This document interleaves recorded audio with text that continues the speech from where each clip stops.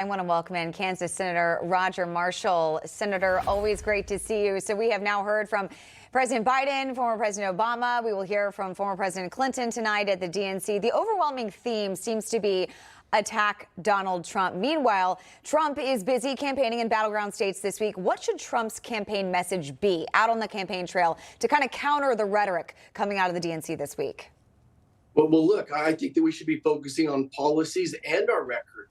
Eventually every election is about the future. It's about voter turnout. So I think President Trump has done a great job. His people are going to get out there and vote for him. But now maybe we need to start focusing on those people in the middle. Let's talk about our record. Remember, under Donald Trump, when the economy was strong, unemployment was low, there wasn't inflation, the border was secure, we were safe and sound. Look, I've done about a dozen town halls here over the past 3 or 4 days, and still the number one and two concerns are the open southern border and the cost of gas and groceries. Hardworking families have maxed out their credit cards now, and they can't even make their rent payment. They're having to borrow money to make their rent payment. So we should be focusing on the policy, not the rhetoric. Look, it's going to be a tough couple of weeks with the national media crowning Queen Kamala. But at the meantime, let's focus on policy.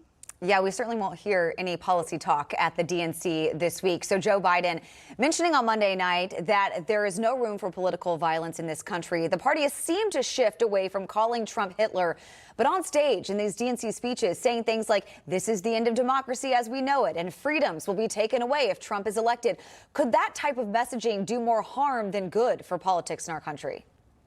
Well, I think it just keeps throwing more gasoline on this fire. I mean, how long ago was it that there was an assassination attempt on President Trump? I mean, was it years ago or was it just a couple of weeks ago? And everybody promised to tone it down. So they want us to tone it down, but not them. But regardless, let's stay focused on that policy. Look, African-American unemployment is up to 6.4% now. We've lost 1.6 million full-time jobs in the past year. Look, this economy is getting soft.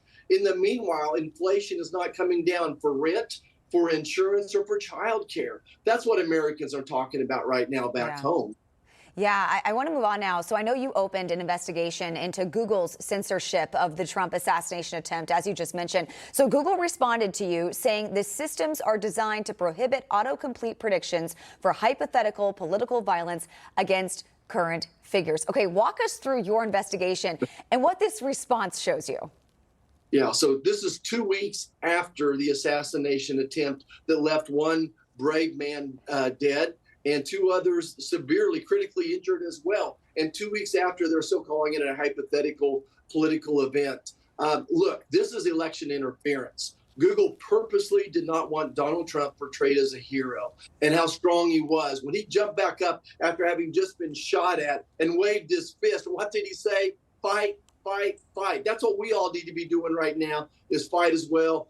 Google, this is election interference in every step of the imagination. So we are asking the Homeland Security Committee that I'm on to investigate this, to bring in the CEO of Google to talk about this, explain to us these algorithms. But this is not the first time. Even during my Senate race just 3 years ago, the same type of thing was happening. It's happening today. Google is an instrument of the left.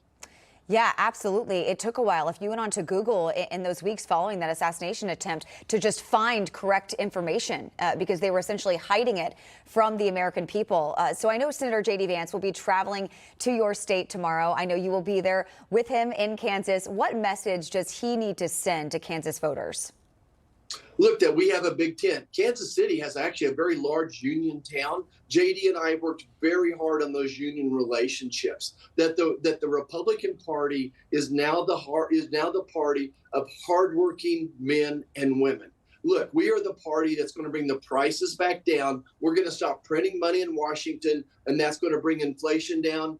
Kansas is a big energy state. Look, we are going to set American energy free as well. So we're going to help you at the grocery store. We're going to help you at the gas pump as well. And I tell you what, the number one concern is Kansans don't feel safe anymore. We feel like we're a border state. We're going to preach a message that we will secure the border. Donald Trump has secured the border before, and I guarantee it that Donald Trump and J.D. Vance are going to secure the border on day one.